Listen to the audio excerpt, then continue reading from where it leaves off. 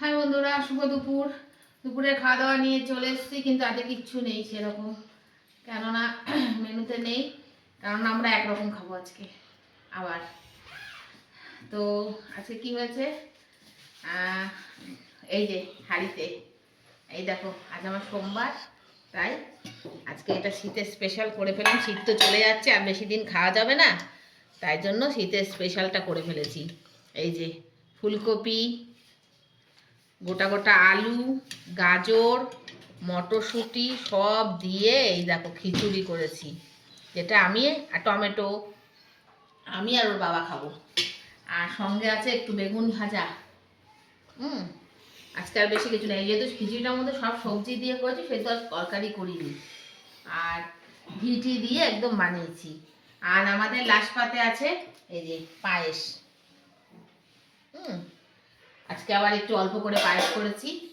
আর ছেলের আছে এখানে, একটু খোলো তো, এই ভাত, আর সঙ্গে ছেলে তো জানো তোমরা খিচুড়ি খায় না, তাই আছে ছেলের ভাত, ভেটকি মাছ, কাচকি মাছের চচ্চড়ি, আর একটু মুগের ডাল। ও ওর রয়েছে এগুলো, তো ও এগুলো দিয়ে খাবে। আর রাত্রে আবার অন্য আইটেম হবে, যথারীতি আলাদা রাত্রে। আর এগুলো এখন আমাদের দুপুরের খাবার। তো এই হলো খাওয়া দাওয়া, আজকে বেশি কিছু না, একদম সিম্পল, কিন্তু খিচুড়ি যেন হেভি লাগবে, একদম খিচুড়িটা দুর্দান্ত হয়েছে। আমার মনে হচ্ছে খুব ভালো হয়েছে খিচুড়িটা।